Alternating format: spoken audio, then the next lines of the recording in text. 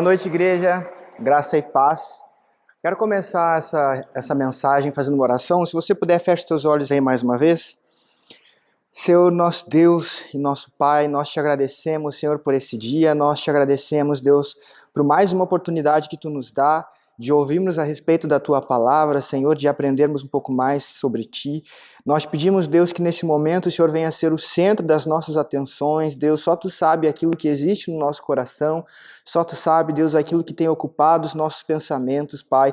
Mas diante de tudo isso, Senhor, nós te pedimos agora que Tu venha falar conosco, Pai. Que o Senhor venha nos tratar, venha trabalhar em nós aquilo que deve ser tratado, Pai.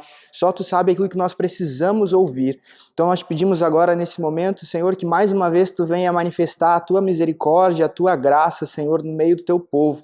Fala conosco, Senhor, é o que nós te pedimos e nós já te agradecemos em nome de Jesus. Amém? Essa semana circulou uma imagem de um artista britânico que me chamou muita atenção. Era um desenho, né, de uma criança brincando de heróis, só que nesse desenho, ao invés de usar o boneco do Super-Homem ou o boneco do Batman, a criança estava usando o boneco de uma enfermeira com uma capa de super-herói. E eu acredito que essa ilustração ela reflete muito os dias que a gente está vivendo hoje. Os dias em que, diante de um risco que existe lá fora, um risco desconhecido, um perigo desconhecido, ninguém sabe como vai se comportar quando pegar o vírus, né? Mas ainda assim existem pessoas como as enfermeiras, como os profissionais de saúde e tantos outros, que têm ido lidar de frente com essa questão, com esses perigos. E essa ilustração, de repente eu vou pedir para colocarem ela aqui também para vocês verem. Essa ilustração me fez refletir a respeito do quanto nós estamos dispostos a arriscar, né? E o que leva uma pessoa a se arriscar. Eu acredito que nesse caso, o que leva esses profissionais a assumir tanto risco é o amor que eles têm pela profissão, é o amor que eles têm por aquilo que eles fazem. E eu acredito que o amor em si, ele é uma das coisas que mais leva o ser humano a assumir riscos e a correr perigo. Afinal de contas, o amor, ele leva muitas vezes as pessoas a sofrer, né? O amor, ele tem esse lado sacrificial, de levar a pessoa a assumir riscos e se sacrificar por aquilo que ama. E isso não se reflete apenas na profissão, mas em qualquer aspecto, qualquer área da vida pessoal das pessoas, né? Eu queria ler com vocês a palavra que está lá em Romanos, capítulo 12, versículo 1 ao 2. É um texto bem conhecido, eu já preguei sobre esse texto outras vezes, né? Mas é bem interessante, está lá em Romanos 12, capítulo 1 e 2, eu vou ler na versão NVI.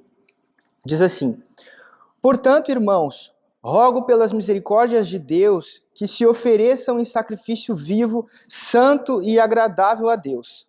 Este é o culto racional de vocês. Não se amoldem ao padrão deste mundo, mas transformem-se pela renovação da sua mente, para que sejam capazes de experimentar e comprovar a boa, agradável e perfeita vontade de Deus. Aqui o apóstolo Paulo está falando aos cristãos que viviam em Roma. E essa é uma carta bem interessante, bem complexa e profunda, porque Paulo ele trata diversos assuntos com esses cristãos.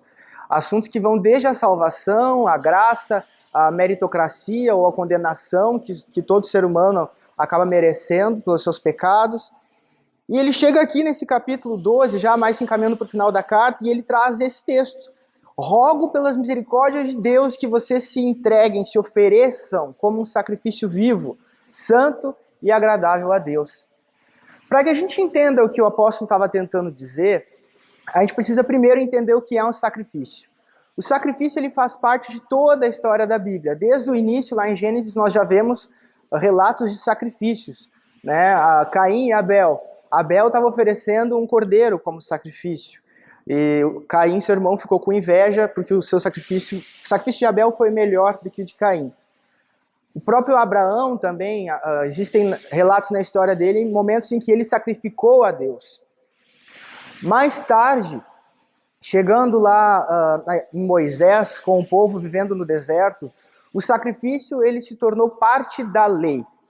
Então, toda vez que alguém cometesse algum pecado, deveria ir até o sacerdote, deveria procurar o sacerdote, levar então um cordeiro ou algum animal que fosse sacrificado em lugar daquele pecado ou expiado por aquele pecado. O sacrifício nada mais era do que pegar o animal, degolar, matar o animal, tirar o sangue, largar em cima de um altar e queimar. Sim, queimar ele todo. Não tirava a melhor parte da carne, não se tirava nenhuma parte do animal, se queimava o animal inteiro. E aos olhos das pessoas, o sacrifício ele pode ser visto como um desperdício. Afinal, as pessoas levavam os melhores animais para ser sacrificados, porque era algo que era entregue a Deus. Mas, apesar de aos nossos olhos isso ser visto como um desperdício, muitas vezes, a gente vê no Antigo Testamento que esses sacrifícios, eles agradavam a Deus. E o próprio Maurício explicou isso durante o nosso seminário de Páscoa, né? Que o sacrifício, como ele era queimado, ele então liberava a fumaça, liberava um cheiro, e se acreditava então que era esse cheiro que chegava até os céus, chegava até Deus, né? Que era essa era a forma de que Deus aceitava o sacrifício. Então, existem muitos relatos que dizem que Deus ele recebia como um perfume agradável aquele sacrifício que era queimado por causa dele. Então, no Antigo Testamento, a gente vê o sacrifício primeiramente como algo expiatório, ou seja, o homem pecou, então ele vai lá e sacrifica um animal por aquele erro, por aquele pecado. Mas esse não era o único tipo de sacrifício que existia, né? Nem sempre era sacrifício de expiação. Também existia o sacrifício por ação de graças. E o que era o sacrifício por ação de graças? Era basicamente um sacrifício por gratidão a Deus, não era um sacrifício para obter alívio das suas culpas, alívio dos seus pecados, dos seus erros, mas simplesmente um sacrifício para demonstrar a Deus gratidão por tudo que tem se vivido, por tudo que tem se enfrentado. Então existem esses dois tipos de sacrifício, sacrifício de expiação de pecados e sacrifício de ação de graças. Como eu falei, isso vem desde o início da Bíblia, desde o início da história lá de Abraão em diante, já era muito comum essa prática. E o povo judeu já estava tão acostumado com essa realidade de sacrifício que para eles foi muito claro entender quando Cristo apareceu. Porque o próprio João Batista dizia, esse é o Cordeiro de Deus que tira o pecado do mundo. Então para eles isso foi uma mensagem muito clara de quem Cristo era.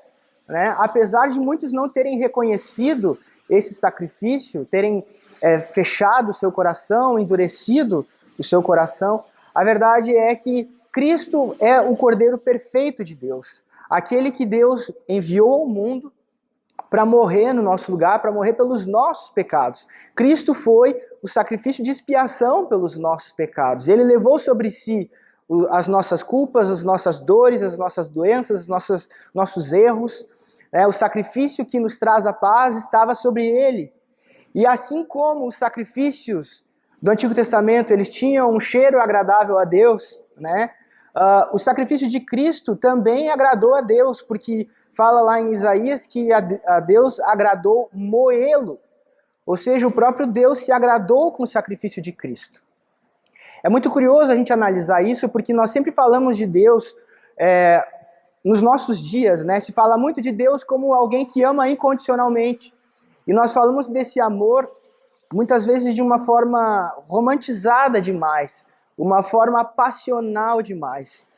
Mas a verdade é que a maior demonstração de amor que Deus deu ao mundo não foi nada passional, não foi nada romântico, pelo contrário, foi algo sacrificial. Deus amou o mundo de tal maneira que deu o seu único filho, para que todo aquele que nele crê não pereça, mas tenha a vida eterna. E quando Deus deu o seu único filho, lá em Filipenses 2, Paulo vai dizer que ele abriu mão da sua glória, abriu mão de estar ao lado do Pai e veio até nós e se fez homem, e se fez um homem humilde. Né? Ele estava junto dos pobres, junto dos pecadores. Aos olhos humanos, Jesus poderia estar desperdiçando a si mesmo. Afinal de contas, o Filho de Deus, que poderia simplesmente dominar o mundo, ele poderia fazer sinais e maravilhas, ficar rico, ele poderia influenciar as nações, ele poderia ser feito rei, ele poderia ter destruído ou combatido o Império Romano, mas não, o que ele fez? Ele habitou entre os humildes, ele curou os doentes, ele perdoou pecadores, ele esteve no meio dos mais pobres, e ele morreu humilhado, ele morreu de uma forma cruel, por um pecado que ele mesmo não cometeu. Veja o tamanho desse sacrifício, o tamanho dessa entrega de Jesus. Ele se entregou voluntariamente, por amor, não por algo passional, mas simplesmente por entender que aquilo era o melhor que ele podia fazer. Assim como o exemplo das enfermeiras que eu falei, do desenho, né, dos profissionais de saúde, dos profissionais em geral, porque tem muitos outros que também estão trabalhando, se colocando em grande risco, né? Todos eles se propõem a fazer algo em que eles correm um risco muito maior do que o retorno que eles vão ter. Esses profissionais, se tudo der certo, eles vão ganhar o salário deles no final do mês. Mas se tudo der errado, eles perdem a própria vida. Consegue entender essa diferença? É uma diferença enorme entre aquilo que se propõe, aquilo que se busca e aquilo que se recebe. Porque um profissional está buscando o bem do outro, ele está buscando o bem da sociedade em geral. Mas o bem que ele recebe é o seu salário no fim do mês. Da mesma forma, Cristo, quando se entregou na cruz, ele estava se entregando por nós, ele estava se entregando para que nós, pessoas pecadoras, pessoas limitadas, pessoas que têm fraquezas, têm limitações, nós pudéssemos nos achegar a Deus. E mais do que isso, nós pudéssemos ser feitos filhos de Deus. Mas o que ele ganhou? Ele ganhou uma cruz pesada, ele ganhou uma morte horrível, ele ganhou sofrimento e dores que ele não precisava, mas mesmo assim, ele se sacrificou por amor. Então, uma das primeiras coisas que me chamam a atenção, quando eu vejo Paulo dizendo, rogo pelas misericórdias de Deus que se ofereça um sacrifício vivo. Primeiro, Paulo não está dizendo um sacrifício de expiação, porque Cristo é o sacrifício que nos liberta. Cristo é o sacrifício que leva sobre si todos os nossos pecados. E hoje nós somos libertos, hoje nós somos livres da nossa culpa, somos livres da nossa transgressão, porque Cristo é o Cordeiro de Deus. E ele é suficiente. Ele levou sobre si todos os pecados. Mas agora quando eu vejo que Paulo ainda assim insiste em um sacrifício vivo da nossa parte, ele fala então do sacrifício de ação de graças, o sacrifício de gratidão. Aquele sacrifício que a gente faz por gratidão a Deus, por expressar a Deus, por retribuir a Deus aquilo que ele já fez por nós. Né? Não com o interesse de conquistar algo, mas simplesmente com o interesse de demonstrar gratidão mesmo. Né? E esse sacrifício ele é voluntário, ele é santo, ele é agradável a Deus. O que isso quer dizer? Paulo ainda fala sobre um culto racional, ou seja, nós estamos acostumados a prestar culto na igreja. Eu não sei se esse exemplo vai ficar claro, eu espero que sim. Agora, a igreja está vazia aqui na minha frente. Mas nós estávamos acostumados a vir até a igreja e prestar culto a Deus. Era o momento em que a gente se dedicava a Deus, onde a gente orava, nós parávamos, deixávamos as preocupações de lado e começávamos a nos dedicar, pelo menos por aquele momento, nos dedicar a Deus para fazer a vontade dele, para entender algo novo da parte dele, buscando a Deus e a vontade dele. Agora, cada um na sua casa, vocês têm feito cultos caseiros, cultos na sua casa, em que vocês têm um tempo onde vocês podem se dedicar a Deus e também buscar a sua vontade, buscar entender um pouco mais a respeito dele. Mas quando Paulo fala num culto racional, eu começo a me questionar o seguinte: você seria capaz de fazer um culto aí dentro da tua cabecinha? Já pensou nisso? O que seria um culto racional, um culto dentro da tua razão? Seria dedicar a Deus seria buscar a Deus e buscar fazer a vontade de Deus nas suas próprias decisões, na sua própria forma de pensar, na sua própria forma de decidir. Esse sim é um culto racional. Mas aí a gente pode cair numa tentação que é de fazer aquilo que os homens podem ver, que é de se contentar em fazer as coisas que são aparentes, né? Eu vou doar tudo que eu tenho aos pobres, eu vou distribuir cestas básicas, eu vou ajudar as pessoas, né? Porque é isso que é um culto racional, é isso que significa ser um sacrifício vivo. Mas eu quero te lembrar que lá em 1 Coríntios, capítulo 13, versículo 3, o apóstolo Paulo diz assim: ainda que eu dê aos pobres tudo o que possuo e entregue o meu corpo para ser queimado, se não tiver amor, nada disso me valerá. Repare bem, ainda que dê tudo o que tenho aos pobres e entregue o meu corpo para ser queimado. Ou seja, ele está falando exatamente do que acontecia com os sacrifícios, que eram queimados em cima do altar, né? Os cordeiros que eram queimados em cima do altar. Ainda que eu faça isso com o meu próprio corpo, ainda que diante dos homens eu seja aprovado, eu seja aplaudido, se eu não tiver amor, nada disso me valerá. Tudo será em vão. Repare bem que ser um sacrifício vivo não é simplesmente ser um sacrifício externamente. Não é simplesmente ter uma aparência de devoção. Não é apenas convencer os outros de que você se sacrifica por Deus. Mas é intimamente, no seu racional, no seu coração, ser sujeito à vontade de Deus. Se dobrar a Ele, reconhecer a Ele. Amar não é apenas fazer aquilo que é externo, não é apenas fazer caridade, não é apenas fazer aquilo que é bem visto socialmente. Mas aí vocês podem se lembrar, de repente alguém pode até argumentar, mas lá em Tiago vai dizer que a religião, ela basicamente é cuidar dos órfãos e das viúvas. Pois bem, lá em Tiago, capítulo 1, versículo 27, fala assim: a religião que Deus, o nosso Pai, aceita como pura e imaculada é esta: cuidar dos órfãos e das viúvas em suas dificuldades, e não se deixar corromper pelo mundo. Ou seja, a religião que Deus, nosso Pai, aceita é cuidar dos órfãos, cuidar das viúvas nas suas necessidades. Essas duas figuras naquela época, naquela sociedade, eram pessoas que não tinham o menor sustento, porque só o homem adulto trabalhava, então a viúva não tinha sustento, o filho órfão não tinha sustento. Ajudar essas pessoas era sim a religião que Deus aceita, mas não apenas isso, porque Deus também exige o quê? O que Deus também espera? Que a gente não se deixe corromper pelo mundo. Ou seja, não basta simplesmente entregar, se sacrificar externamente. Eu ajudo o próximo, eu faço alguma coisa que os outros estão vendo. Não, eu não posso deixar que o meu coração se corrompa pelas coisas desse mundo. Caso contrário, eu não sou um sacrifício vivo. Caso contrário, eu sou o exemplo de 1 Coríntios 13. Eu posso até entregar o meu corpo para ser queimado, mas nada disso me vale, porque o meu coração, porque o meu interior não serve a Deus.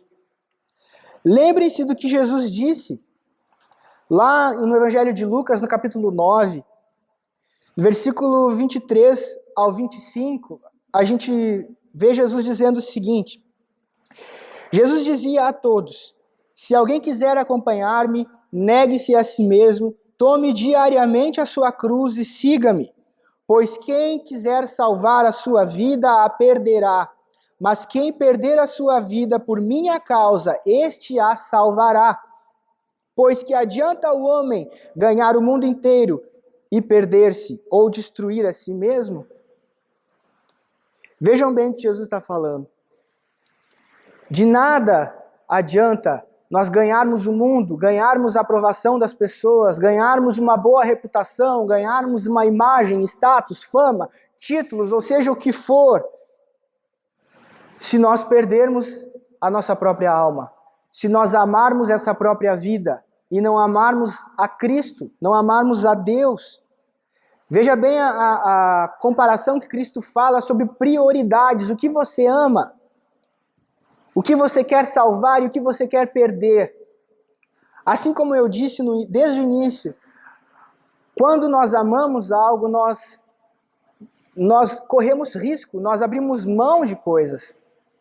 Assim como os profissionais correm risco, assim como as pessoas que querem fazer o bem, elas também abrem mão, elas renunciam às vezes a dinheiro, renunciam ao tempo para poder fazer o bem próximo. Assim como o próprio Cristo renunciou a estar lá ao lado do Pai e vir aqui habitar conosco, também renunciou à sua própria vida, morrendo numa cruz por nossa causa. Assim também aquele que ama a Deus, ele vai renunciar.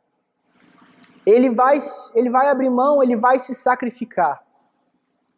Porque o amor implica nisso. Sempre que nós amamos algo, nós nos entregamos por esse algo. E isso pode ser visto nesse momento de quarentena, porque aqueles que estão em casa, que estão trancados dentro de casa, estão fazendo isso por quê? Porque amam seus familiares, porque amam a si mesmos e estão se cuidando. Porque amam o próximo, não querem espalhar esse vírus, apesar de terem uma boa saúde, não querem andar na rua para espalhar esse vírus. E aqueles que saem para trabalhar, por que eles fazem isso? Também é por amor. Porque amam aqueles que ficaram em casa, aqueles que precisam de comida, de alimento. Porque amam aqueles que estão lá no trabalho precisando de um profissional, precisando de alguém que vá, que assuma riscos e que faça o seu papel, que desempenhe a sua profissão. Então o amor, independente daquilo que é amado, o amor sempre leva o homem a se entregar, a se sacrificar. E todo ser humano sempre ama algo. Aquele que não ama a Deus, ama outra coisa. Pode ser a si mesmo, pode ser as suas riquezas. A gente vê a história do jovem rico, e o jovem rico ele chegou diante de Cristo, né? E ele dizia, o que eu preciso fazer para ganhar a vida eterna? Eu já fiz quase tudo, eu sigo a lei, eu obedeço tudo. E aí Jesus diz assim para ele, se tu quer mesmo ser perfeito, vende tudo o que tu tem e me segue. E naquele momento, o que ele fez? Ele se entristeceu e foi embora. Ou seja, aquele homem amava as riquezas. Tanto é que pensar na possibilidade de abrir mão das suas riquezas foi um motivo para que ele se entristecesse e desistisse de estar ali com o mestre. Jesus fez um convite para que ele seguisse. Mas aquele jovem rico simplesmente virou as costas e amou mais as suas próprias riquezas. A gente não sabe o que aconteceu no final da história, mas nesse momento ele amou as suas riquezas e ele virou as costas para Cristo. Da mesma forma, às vezes uma pessoa ama a Deus, conhece a Deus e começa a se entregar em favor dele, se entregar em favor do próximo, em favor da igreja, entendendo que a gente se arrisca por algo muito maior do que a recompensa que a gente recebe aqui nessa vida, porque a gente não está buscando o nosso próprio conforto, a gente não está buscando o nosso próprio sucesso, não, nós estamos buscando o bem do próximo, nós estamos buscando que as coisas de Deus sejam, que a obra de Deus seja feita, que o reino de Deus se estabeleça na vida das pessoas, que a mensagem de Deus seja anunciada, por mais que isso nos traga prejuízo pessoal, por mais que isso nos traga algum prejuízo financeiro, por mais que isso nos exija abrir mão do nosso tempo, abrir mão dos nossos planos, mas mesmo assim nós amamos e nós nos entregamos, nós nos renunciamos por amor a Deus. Nós acabamos destruindo, de certa forma, coisas que nós poderíamos ter, possibilidades que nós teríamos se nós nos dedicássemos apenas para nós, apenas para o nosso sucesso, apenas para o nosso conforto, pelo nosso bem-estar. Nós acabamos destruindo essas possibilidades quando nós nos entregamos por amor a Deus. Mas aquele que não ama a Deus, ele também destrui algo. E nós vemos claramente aqui que Jesus está dizendo que adianta o homem ganhar o mundo, amar esta vida e ganhar o mundo e destruir a si mesmo. Porque quando nós amamos algo, nós sempre renunciamos a outro algo. E se nós amamos esse mundo, se nós amamos as coisas dessa vida, nós destruímos a nós mesmos. Sem saber, nós renunciamos àquilo que é o melhor que nós podemos ter, que é a presença do nosso próprio Deus, que é a vida eterna que Ele dá. a todos aqueles que creem nele. Lembrem-se disso, o Evangelho, ele não se resume apenas naquilo que é externo, embora seja muito comum as pessoas se contentarem com isso. É muito comum as pessoas se contentarem em fazer ação social e achar que já estão agradando a Deus dessa forma, mas não é verdade. Deus não quer apenas aquilo que a gente pode dar com as nossas mãos, Ele quer o nosso coração. Jesus disse lá em João, capítulo 15, versículo 12 ao 15, o meu mandamento é este, amem-se uns aos outros como eu os amei. Ninguém tem maior amor do que aquele que dá a sua vida pelos seus amigos. Vocês serão meus amigos se fizerem o que eu ordeno. Já não os chamo servos, porque o servo não sabe o que o seu senhor faz. Em vez disso, eu os tenho chamado amigos, porque tudo o que ouvi do meu Pai, eu tornei conhecido a vocês. Reparem bem o que Jesus disse aqui. Vocês serão meus amigos se fizerem o que eu ordeno. E ele fala também que não existe maior amor do que aquele que se entrega, aquele que dá a sua vida pelos seus amigos. Ele está falando dele mesmo. E está nos chamando também de amigos. Mas reparem a condição que ele coloca entre ser amigo dele e fazer aquilo que ele ordena. Também em João, um capítulo antes, capítulo 14, versículo 23 e 24, Jesus ele diz o seguinte, se alguém me ama, obedecerá a minha palavra. Meu Pai o amará, nós viremos a ele e faremos morada nele. Aquele que não me ama não obedece às minhas palavras. Essas palavras que vocês estão ouvindo não são minhas, são de meu Pai que me enviou.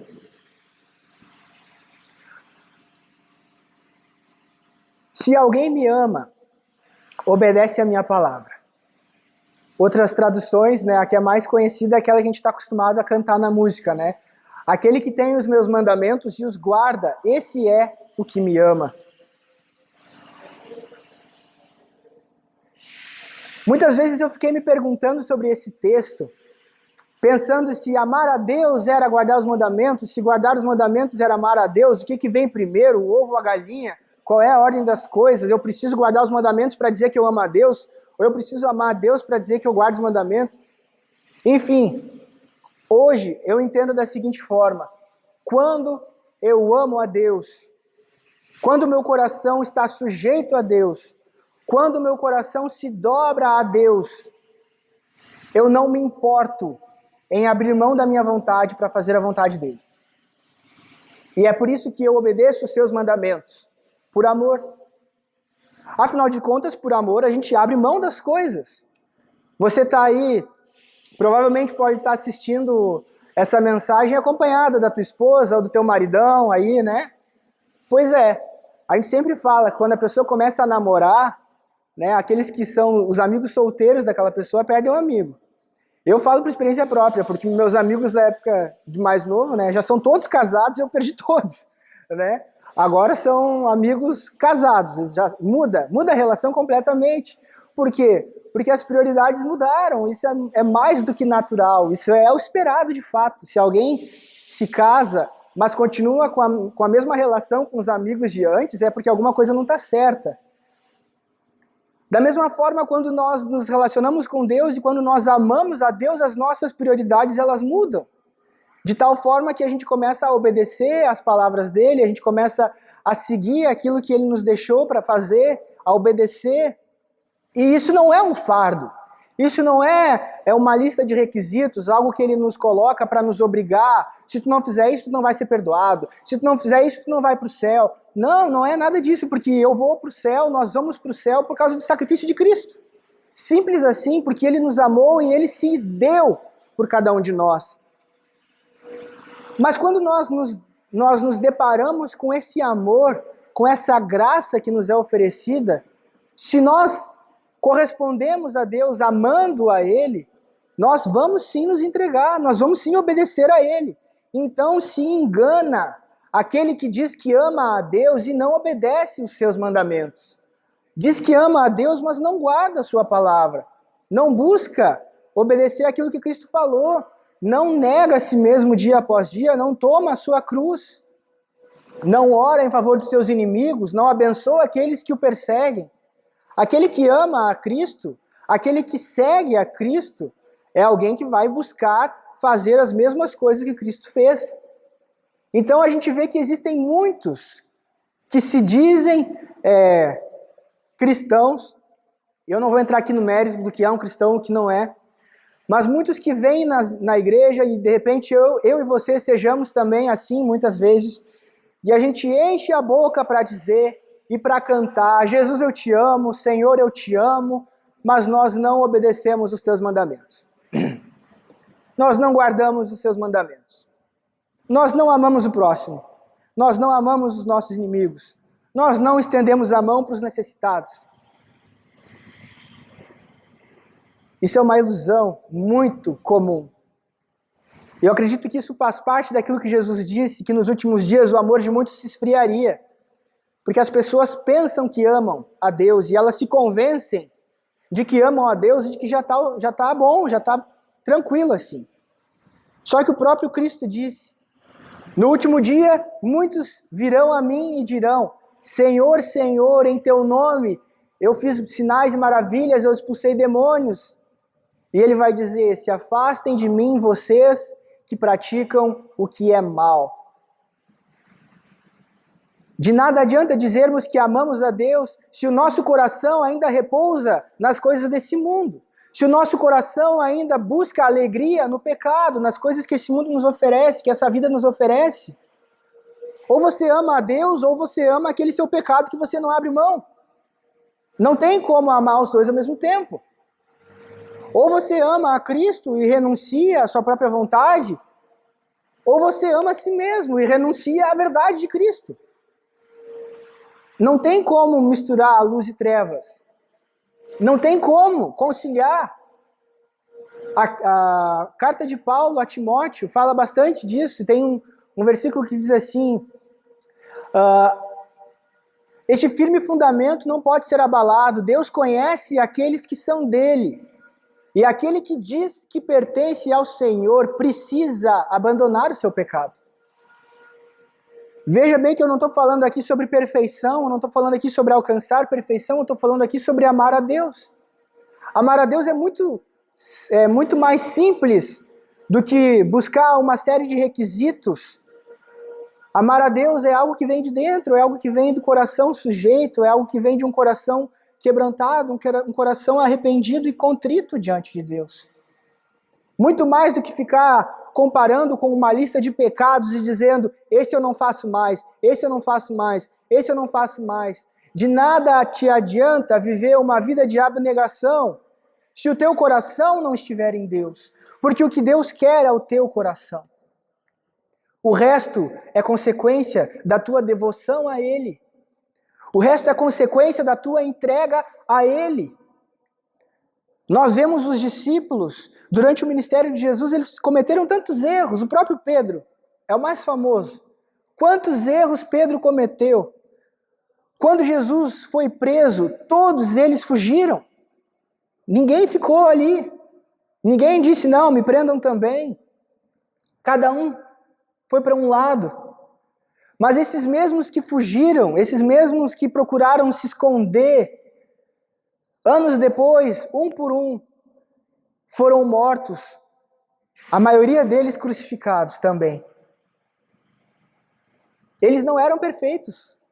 Eles não seguiam, eles não preenchiam uma série de requisitos, mas eles amavam aquele Cristo que eles conviveram, que eles conheceram e que eles viram que morreu e que ressuscitou. E foi esse amor que fez com que esses discípulos se tornassem líderes da igreja. E não apenas líderes da igreja, mas sacrifícios vivos e exemplos para nós nos dias de hoje. Porque aquele que ama a Deus se sacrifica por Deus. E não é um sacrifício que os outros vão aprovar, não é um sacrifício que o mundo vai aplaudir, não. Provavelmente as pessoas vão dizer: que desperdício! Para que queimar a carne? Uma carne tão boa, um animal tão saudável, né? Para que tu vai fazer isso com a tua vida? Tu é tão novo. Vai pra balada, vai curtir, vai te divertir. Para que tu vai fazer isso? Para que tu vai gastar o teu dinheiro em ajudar os outros? A pessoa pode até ser vagabunda lá, vai gastar com droga. Aos olhos humanos pode ser desperdício, mas aos olhos de Deus é agradável. A nossa entrega a Deus, ela é agradável, quando ela é feita de coração. Continuando esse texto,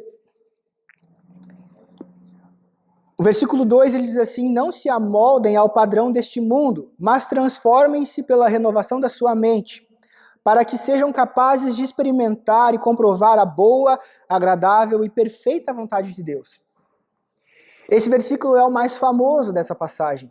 Nas outras vezes que eu preguei, que eu me lembro, eu sempre dei mais ênfase a esse segundo versículo do que ao primeiro.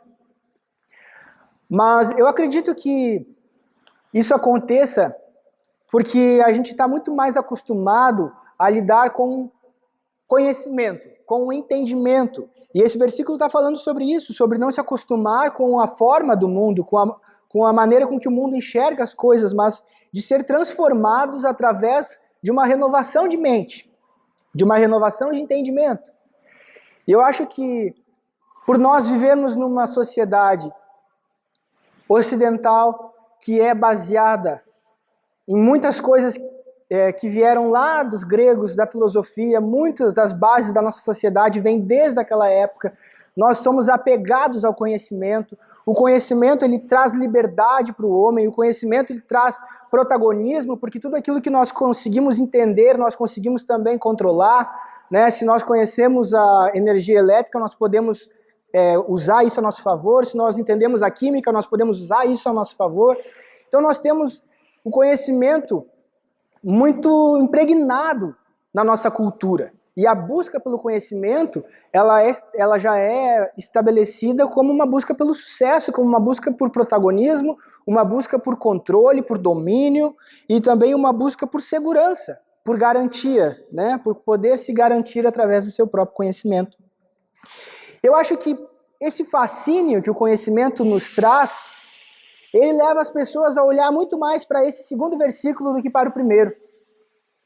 E também é muito comum que a gente caia no risco, né? A gente caia no erro de tentar entender Deus, de tentar entender a vontade de Deus, para então decidir se a gente vai obedecer ou não.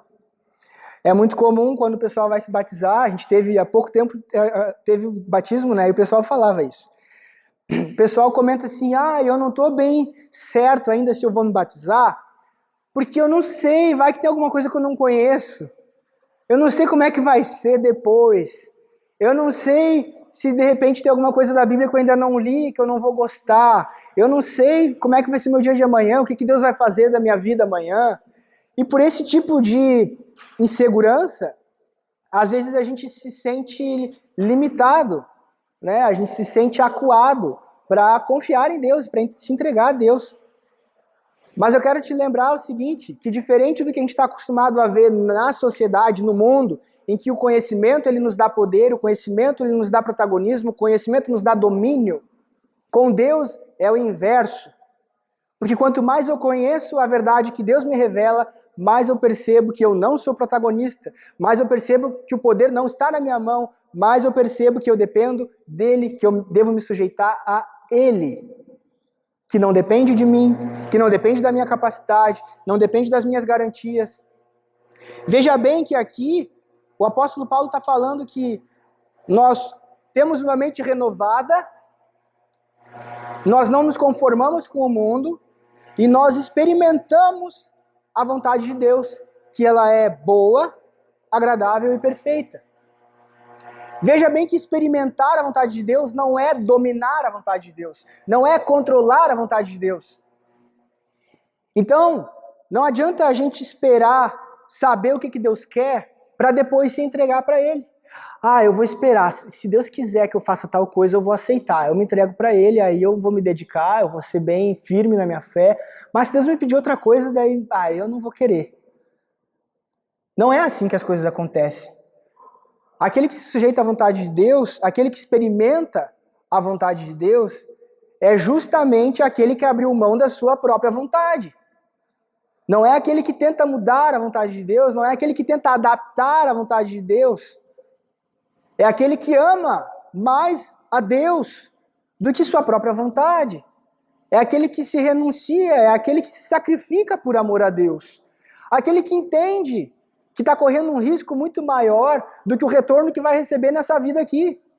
Porque sim, quando a gente abre mão, quando a gente vive em renúncia, quando a gente vive em abnegação, nessa vida aqui, a gente não tem quase nada do que os homens buscam. Com a graça de Deus, com a misericórdia de Deus, nós temos alegrias, nós temos momentos que Ele nos presenteia, mas a verdade é que as coisas que as pessoas buscam para serem plenas, para serem completas, o cristão não tem. E o cristão não busca, o cristão abre mão disso. O cristão, ele toma sobre si a sua própria cruz. E o que é isso? O que é tomar a sua própria cruz e seguir a Cristo? Nada mais é do que entender o seu destino, entender a sua dor e aceitar essa dor.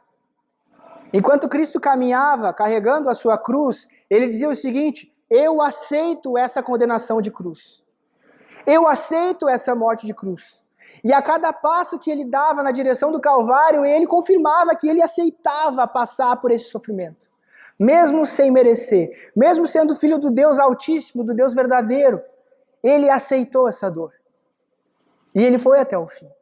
Da mesma forma, aqueles que seguem a Cristo dia após dia devem tomar a sua cruz. E devem caminhar na mesma direção de Cristo, aceitando a sua dor, aceitando a dificuldade desse mundo, aceitando que às vezes a gente vai ter prejuízos, a gente vai perder coisas, perder oportunidades. Aos olhos humanos, um completo desperdício, mas aos olhos de Deus, um sacrifício santo, agradável a Ele. Eu quero ler ainda um último texto. O apóstolo Paulo falou aos Filipenses, no capítulo 3, versículo 2 ao 16. Não que eu já tenha obtido tudo isso, ou tenha sido aperfeiçoado, mas prossigo para alcançá-lo, pois para isso também fui alcançado por Cristo Jesus.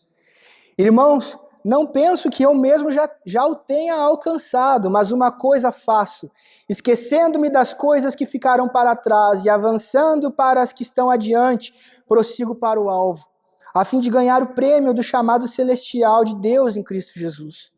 Todos nós que alcançamos a maturidade devemos ver as coisas dessa forma. E se em algum aspecto vocês pensam de modo diferente, isso também Deus esclarecerá. Tão somente vivamos de acordo com o que já alcançamos.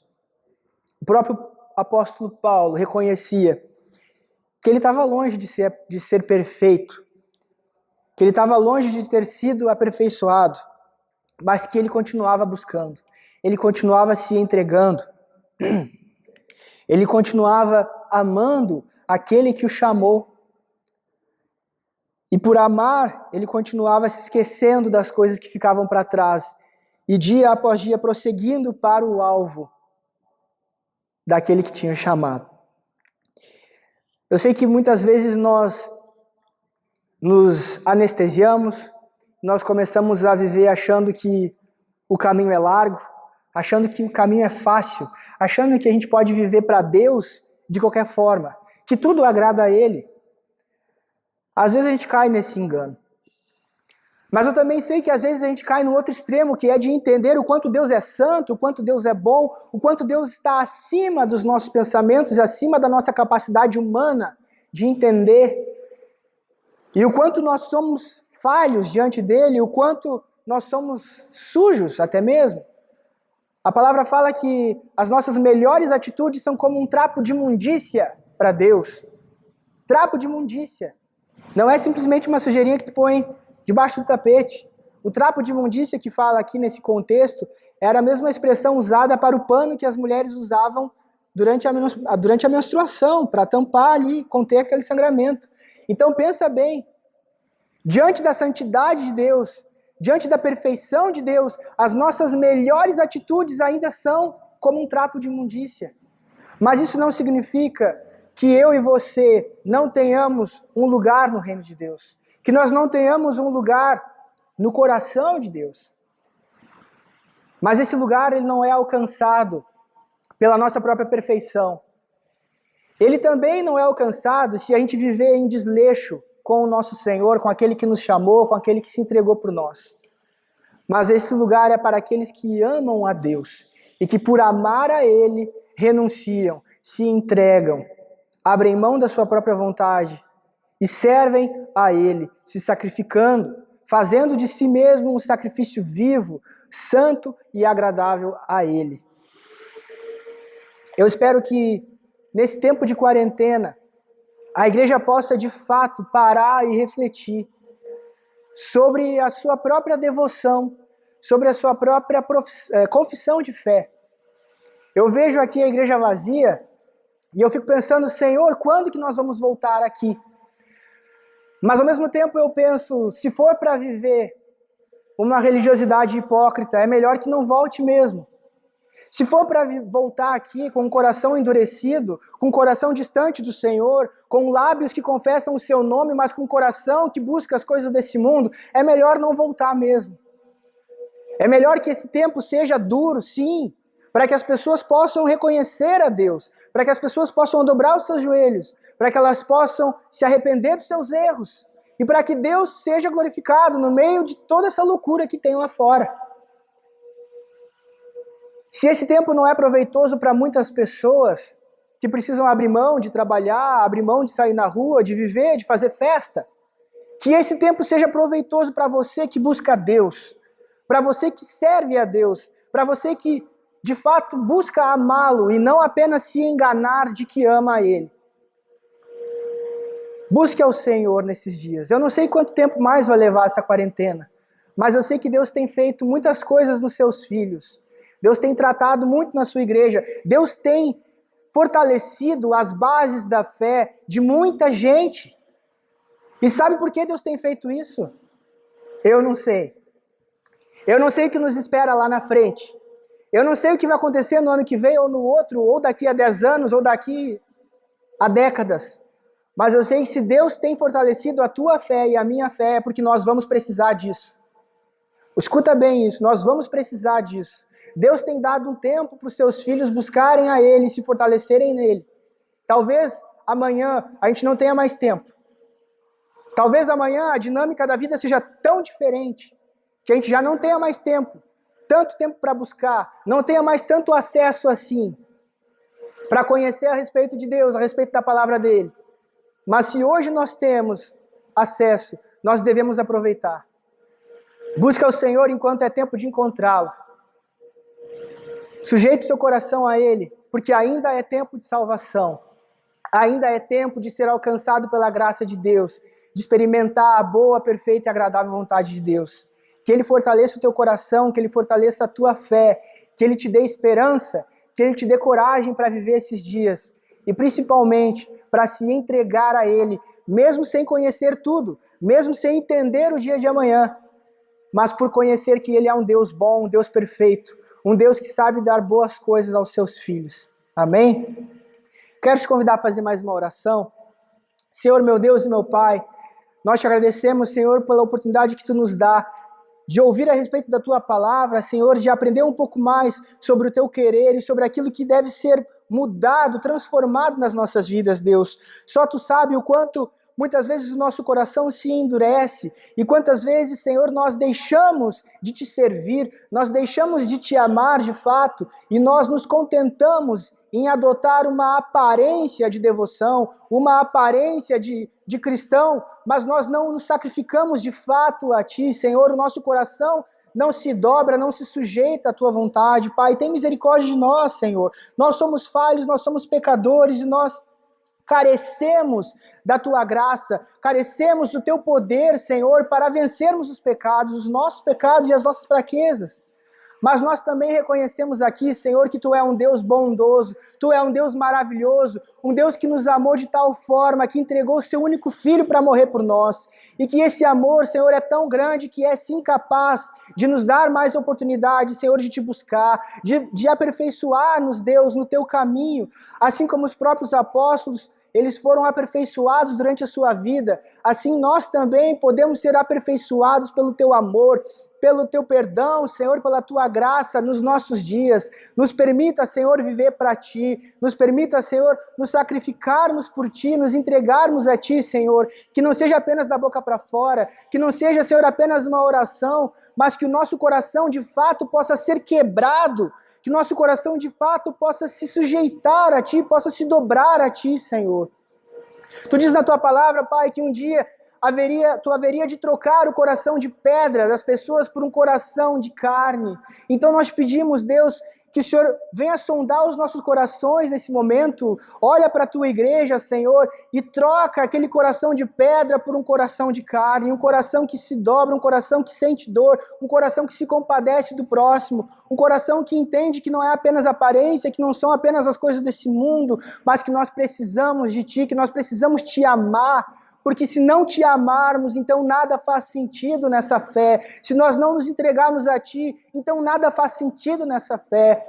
Ao mesmo tempo, Senhor, eu peço por aqueles que são mais novos na fé, Senhor, por aqueles que estão começando a te buscar, por aqueles que às vezes falham, por aqueles que de repente estavam distantes e estão tentando voltar a ti agora, Pai. Eu te peço em favor deles, eu te peço, Senhor, que tu venha fortalecer a fé de cada um deles, que eles possam entender que essa vida é um processo, Senhor, no qual Tu tem o controle, no qual Tu, Senhor, tem aperfeiçoado na medida que Tu tem para cada um, Pai, e que nós possamos entender que essa transformação não acontece de uma hora para outra, essa transformação ela não acontece quando nós queremos, não acontece do nosso jeito, mas ela acontece quando nós nos sujeitamos dia após dia, e que aquilo que Tu deseja, cada um de nós, Senhor, é um coração sujeito, um coração quebrantado na Tua presença. Fortalece os Teus filhos, Deus, fortalece a Tua igreja, santifica a Tua igreja, nos prepara, Pai, para aquilo que virá lá adiante, assim como o Senhor nos preparou para esses dias também. E te peço, Senhor, nos prepara, Pai, para nós podermos nos reunir novamente em Teu nome, para que nós possamos fazer tudo da melhor forma possível, para que possamos também nos lembrar daqueles que estão doentes, daqueles que estão correndo risco, daqueles que estão dia a dia trabalhando diretamente com essas pessoas infectadas, estão se sacrificando pelo bem do próximo, Pai, que nós possamos nos lembrar de todos, possamos estender a nossa mão e também possamos dobrar os nossos joelhos e pedir em favor de todos eles, Pai. É o que eu te peço, Senhor, e eu te agradeço, em nome de Jesus, porque Tu tens sido um Deus bom, um Deus fiel, e é por isso que nós estamos aqui até hoje, e é por isso também que nós vamos permanecer até o fim, não por nós sermos bons, mas porque Tu é um Deus fiel, e isso é o que nos basta, Senhor. Muito obrigado por tudo, em nome de Jesus. Amém. Fica com Deus, até a próxima. Amém? Sacrifício lá na cruz foi suficiente.